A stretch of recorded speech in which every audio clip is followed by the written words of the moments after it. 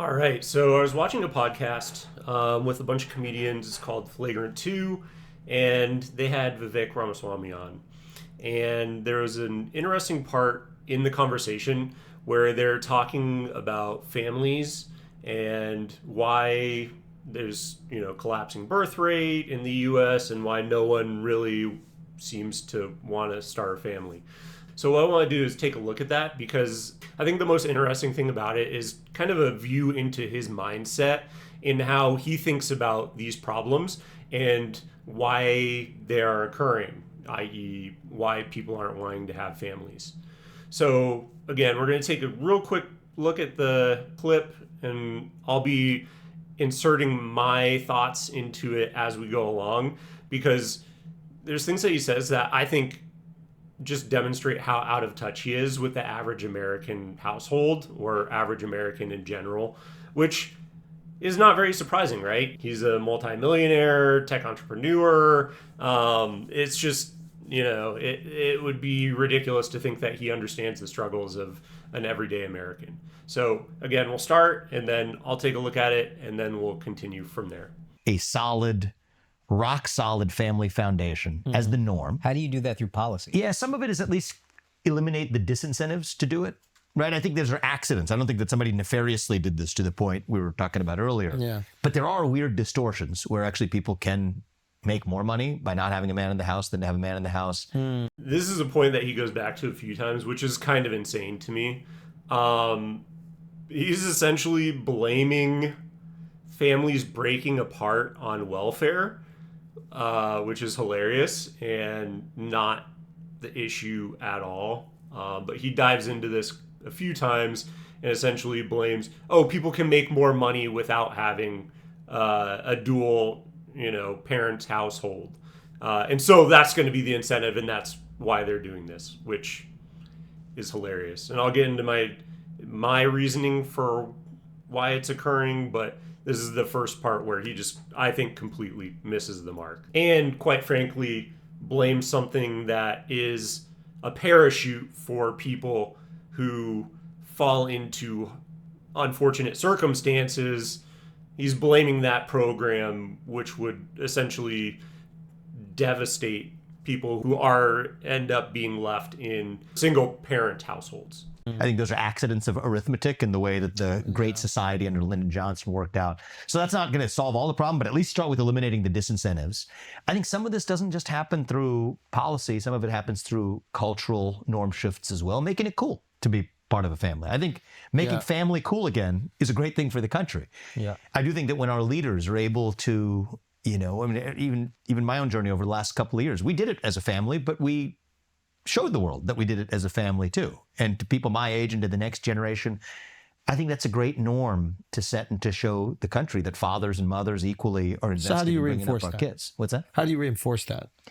Yeah. How do you bake that into the identity? So the entire crux of his position is basically those two things. Number one, disincentivizing it from the government standpoint, but then number two, making it cool again. And again, this I think is wildly out of touch. Yes, I think there is, some examples of these are not the values that are being promoted in the US, which I think kind of goes in tandem with one of my viewpoints on it, which I guess we'll just dive into right now.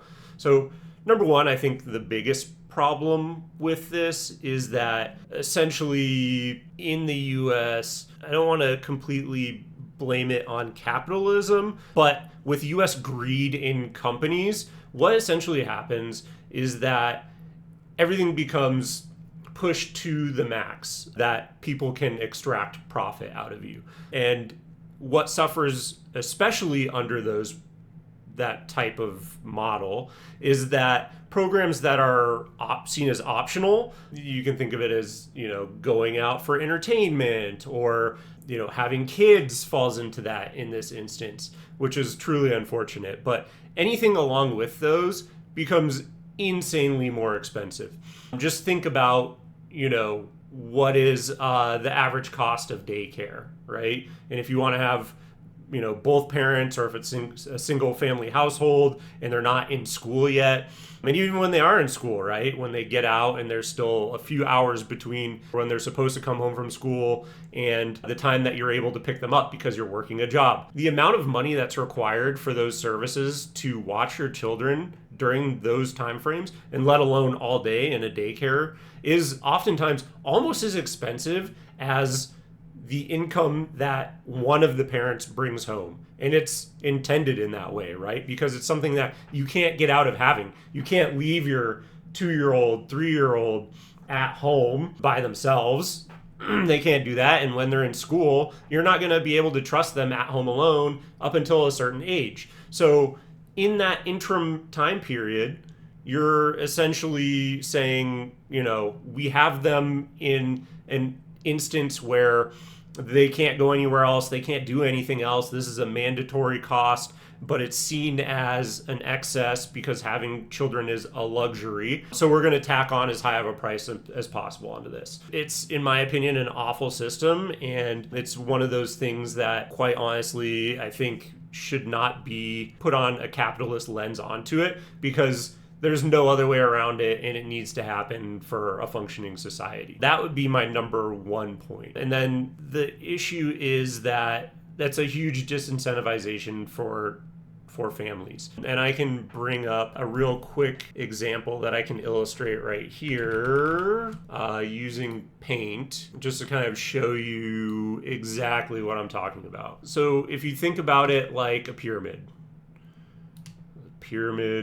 scheme. Just kidding. Okay, so we're going to break this up, and we're going to say, here's group 1, group 2, group 3, and group 4. If you think about this is wealth. And actually, this should probably be the first line at the bottom should probably be a little bit higher, but we're just roughly wealth distribution throughout the U.S. and where each category falls in. Think of it as like a class-based system. So if we're looking at each one of these categories and trying to categorize them, I would say number 1, which is the bottom, is people who cannot afford children. That's why we're going to have the red in there. They can't afford children, but they're going to have them anyway because they don't know the difference.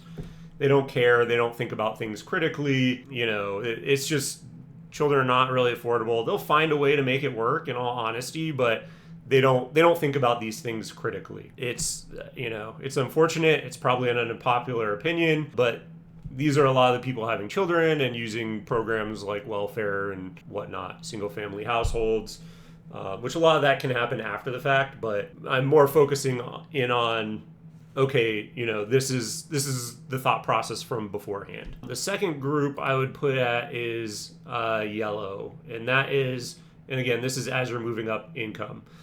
The second group is essentially, they are on pause about if they should have children or not. And when you look at it, and I can say I've probably been in all 3 out of 4 of these groups at one point in my life. So, thinking about my thought process when I was in this group is that there's no way I could even afford a kid. And this is probably, at the time where I was, I've been pretty intelligent with my financial moves, but this would be like in the time where I was saving for a house. There's just no way that I would ever want to try and have children because I didn't have enough money. Like, even then I knew how expensive children were. And these are people who are like, they're smart enough to know how expensive a child is, which means that they probably should be having children, right? Because I think a lot of people in this group would probably enjoy the experience of having a child. Some of them may be interested in it, but they also know that there's no way that they could financially afford to have a child. It's pretty unfortunate. This would be like the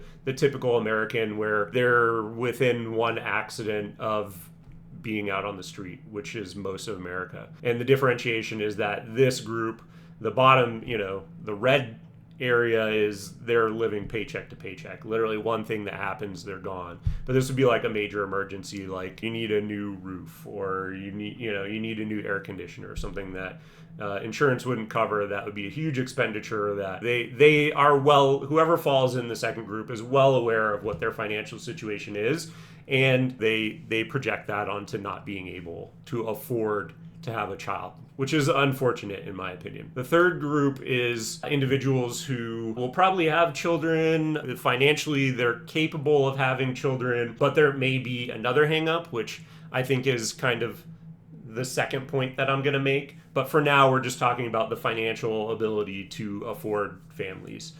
This is essentially what would be deemed the middle class, at least in my opinion, where it's like, yes, you could easily afford to have a family. And yes, I do think, again, I've drawn this in a way that this actually represents the financial affordability. So I think that, you know, if you're looking at this and the top represent maybe 1/3 of the US population, and the bottom is 2/3, maybe 3/4 of the population falls into the yellow and the red. So again, it's a very small amount of people that are actually able to say, this makes financial sense for me to have a child. But then they may have other disincentivizations.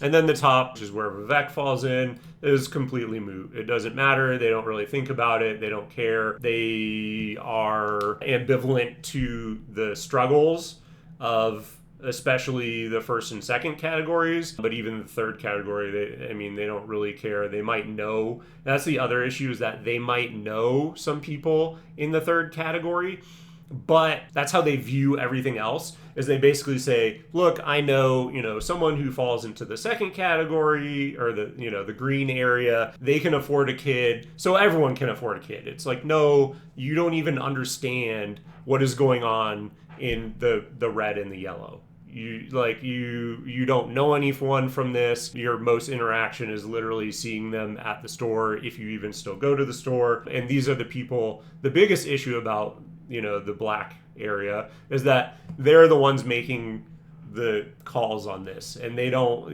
again, if you're so far removed from everyday life and the struggles of the people, how are you really going to be able to correctly legislate them if you are so out of touch that you think that a positive example and disincentivizing being single are the only things holding someone back?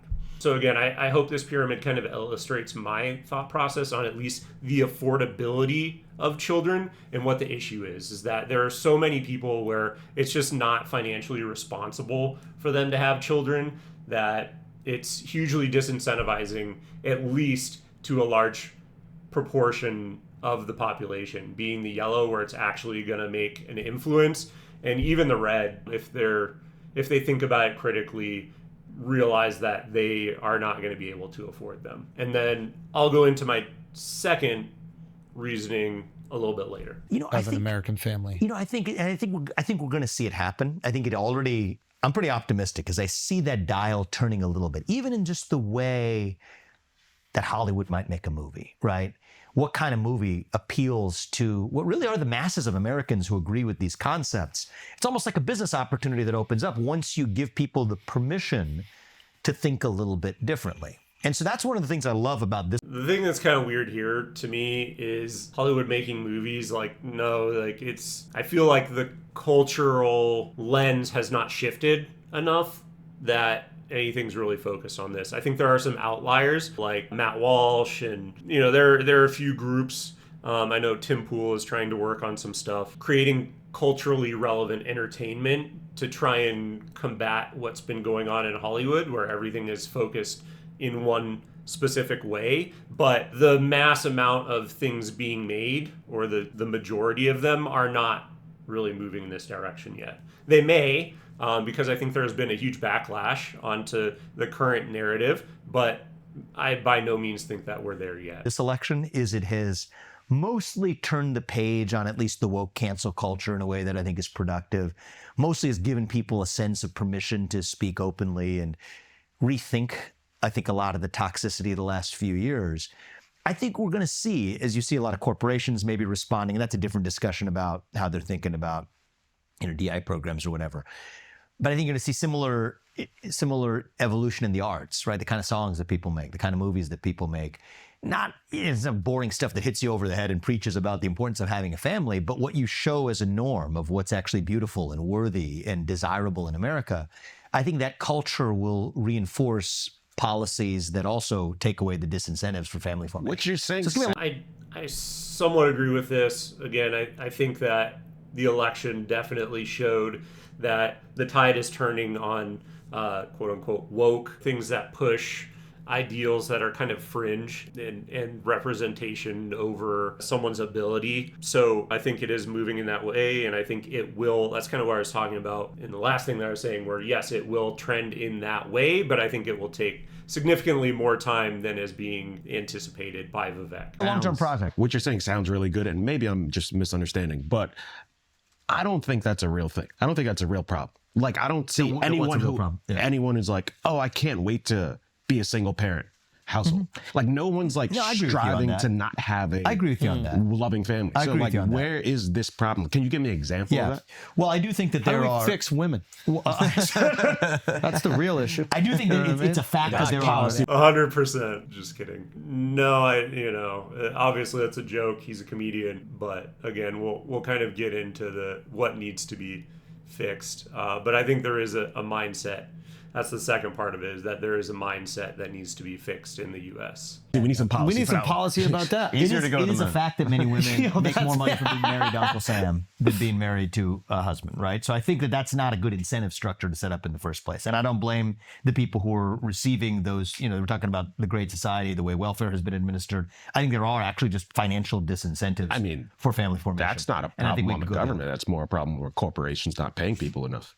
Well, that's a separate debate that we could have, but I think that 100%, and of course, immediately let's not talk about that. Yeah, he doesn't want to get, again, he's a CEO. He's one of the people who are essentially taking advantage of the average everyday person. And again, if you paid attention at all to the H-1B visa fiasco, which essentially got him kicked out of Doge. The entire reason was that he's essentially trying to bring in cheap labor, screw over the average American and the white-collar American. By bringing in H-1B visa holders, it suppresses the wages of Americans because they can essentially do the same jobs that white-collar workers are. And again, I have full experience of this recently. I work for a company based out of India. You can hire someone for 1/4 of the price out of India who, tied in and utilizing AI, can do 80 or 90% the quality of an American worker. Why wouldn't you do that? You can hire literally 4 of them. It's insane to think that, his stance on H-1B was based on, and again, his take here where, yes, that's a point, but let's switch the conversation off of that immediately about these companies taking advantage of the United States citizens. Again, these things go hand in hand, and it's not very hard to see why he's backtracking as hard as he is here and doesn't want to talk about that issue. So just to interject on that point really quick. That's how do you get corporations to pay people more, is you actually have, I believe, a competitive market economy that allows people to get jobs in a growing economy. That's a separate discussion on economic policy. And H-1B visas don't allow that. Again, you're artificially suppressing the ability for workers to earn using foreign labor. And I've covered this before in previous videos, but essentially what happens is we've continued to inflate so much because everyone wants to see the number go up, that we've made ourselves essentially uncompetitive as these other countries with lower wages are catching up to the quality of worker and the quality of output that the U.S. is able to achieve. But even if you're going to have programs of government aid, which most of them I'm skeptical of, but if you're going to have it, do it in a way that doesn't create a disincentive to... The programs are necessary. Again, the things that companies have done have screwed over people so much that it's impossible, if there was not welfare, to be able to raise a single family at all, at least for the vast majority of residents of the United States. To pay somebody more in the exact same situation where single mother without a man in the house, single mother, married man in the house, this one gets more money than this one. I don't think that that's a good incentive structure to create. But I'm not going to promise you that the solution is all going to come through policy on the family side. And again, to interrupt again, just because this is something that popped into my mind. It's so crazy to me to think that, a woman would say, husband, get out of the house because I can make more money without you. That is patently insane. I could never imagine that happening to anyone that I know that is in a relationship where they would just say, hey, get out because I can make more money. There's no way. Anyone who is in a relationship and loves their partner wants to stay in that relationship with their partner and have the help, because the issue is it's not a financial thing. And, you know, having a kid, I can speak to this. There's so much better, and it's a much better dynamic where you have someone around to help you out. The amount of money that you're getting from the government is not going to cover having a nanny to come in 24/7 and help out as much as having a partner around would. This is literally insane. Like, his thought process on this makes no sense to me whatsoever. So we'll continue. I think through education, policy can deliver the solution. Education that'll get us 50% of the way there alone in terms of giving people access to the best possible education they can at a young age. Then you get to the hard stuff. I do think that restoring the nuclear family norm is a hard thing to do. I grew up in a really poor neighborhood. I'm sure there's always people that try to take advantage of the system, but the majority of people weren't like happy to be on welfare. Mm-hmm. Like, it was a necessity. Sure. So you say that like they'll get paid more not being in a relationship. Like, no one's striving for that. I agree with that. And it's like, I think the least we can do is to market it that way. I feel it's a little bit. Let me ask you a question. Let me ask you. I could actually be. I'm super interested in this. I don't have all of the answers of what the government is supposed to do to recreate family formation. I think some of this is not going to come from the government. The government should do the best we can. What would be your perspective on how we could actually enhance more stable family formation in the country, given your own background that you share? Well, like I said, I think money is the thing that fixes a lot. And if corporations are... Which he's spot on. That 100% goes back to my original point. Money is the main issue here. If it's unaffordable to start a family, a lot of people are going to look at that and understand how expensive it is and just, I'm out. Not interested. So number one is 100% correct there. Paying people more. Now people can have 2-family households and make more than if the government was helping them out. Mm-hmm.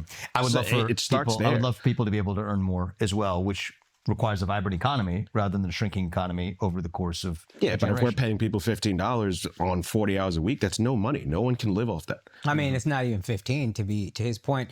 So when he first said corporations, I was thinking corporate jobs, but like minimum wage $7.25 still many. And inflation has gone insane. And I don't mean to pull it all back to my favorite topic. And I don't mean to pull it back to my favorite topic, but I pull it back because I think it relates to it, of the bureaucracy and the regulatory state.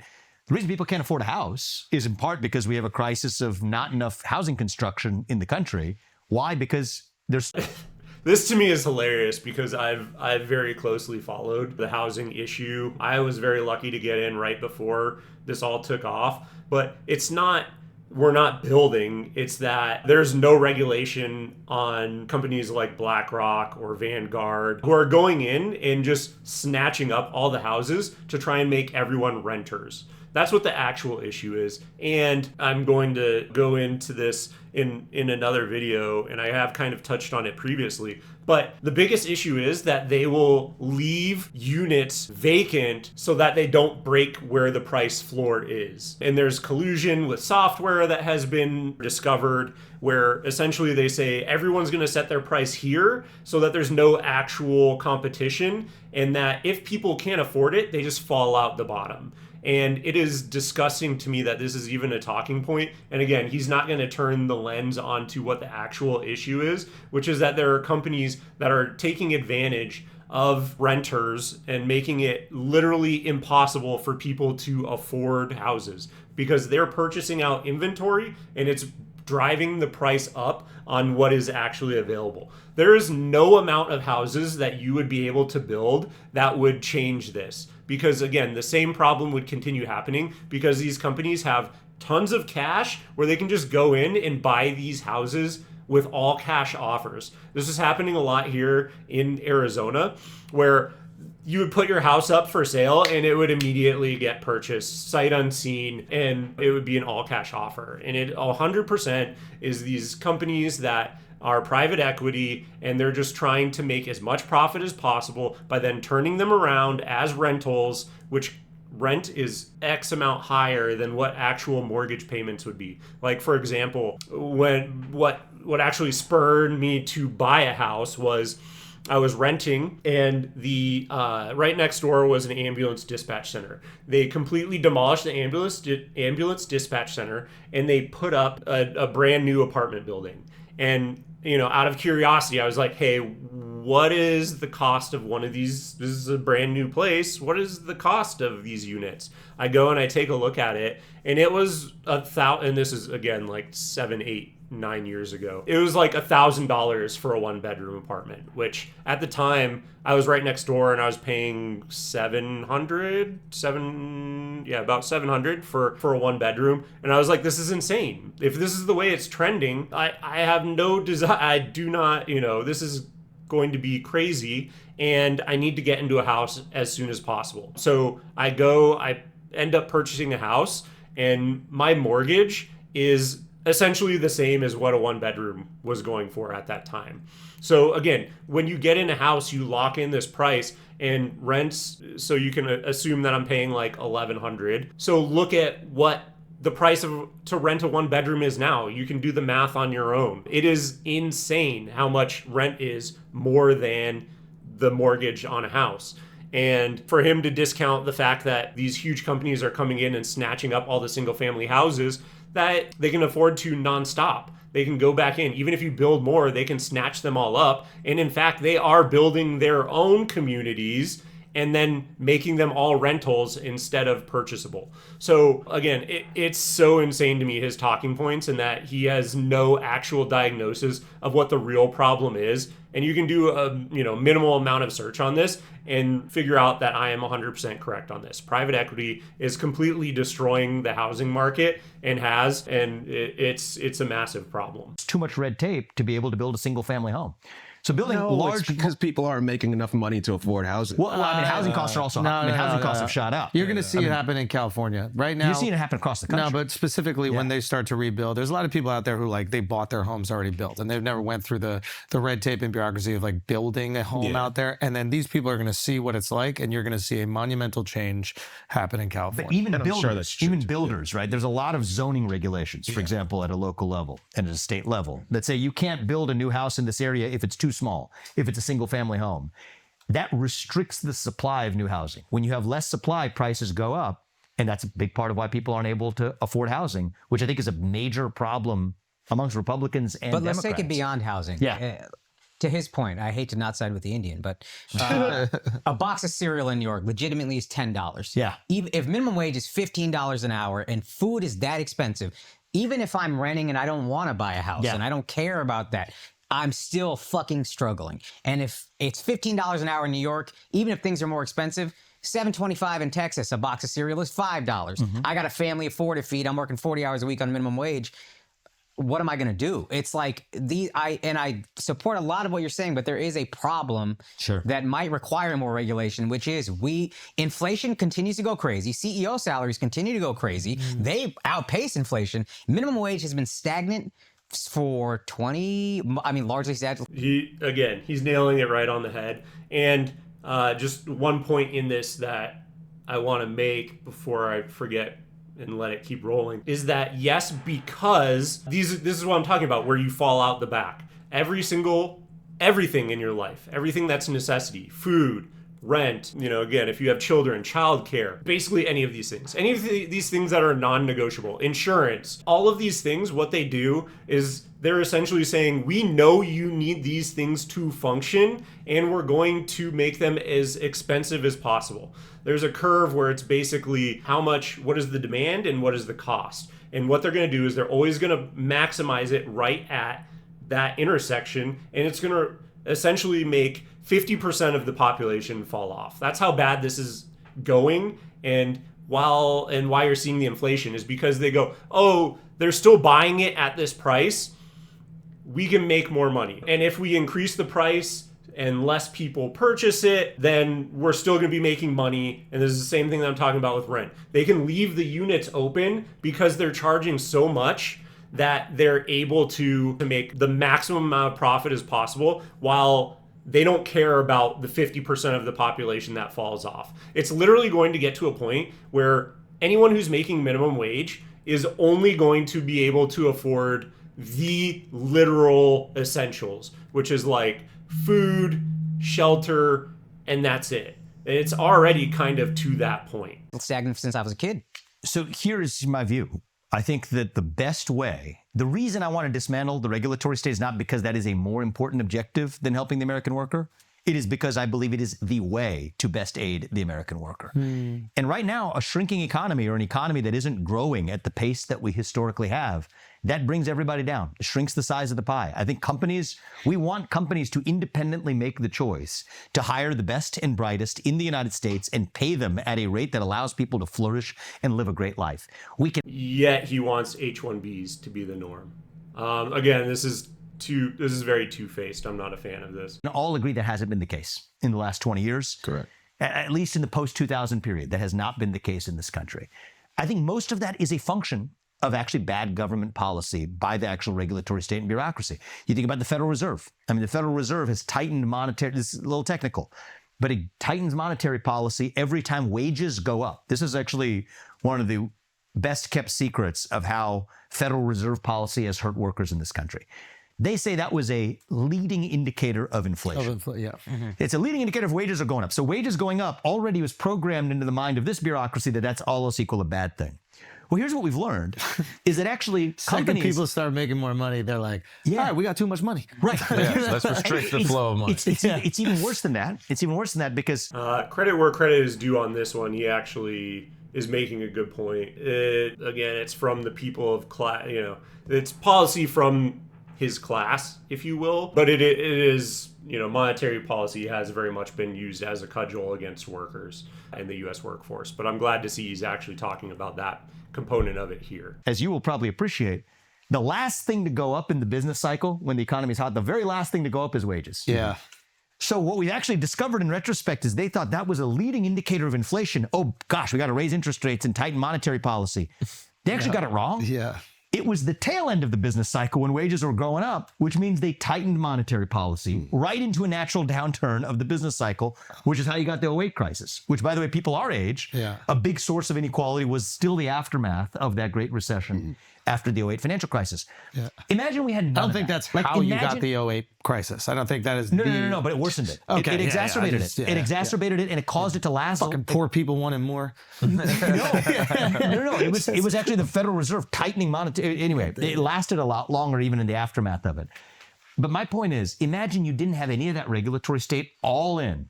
Fast forward 20 years later, would we have been better off if none of the bureaucracy had even tried to do it? And by the way, just take the money that was spent by that bureaucracy and put it in the pockets of people? Yeah. Yes, we would, actually. So how come, how come that bureaucracy is not affecting CEOs' pays? Okay, so then they go into CEO pay, which again, that's another conversation.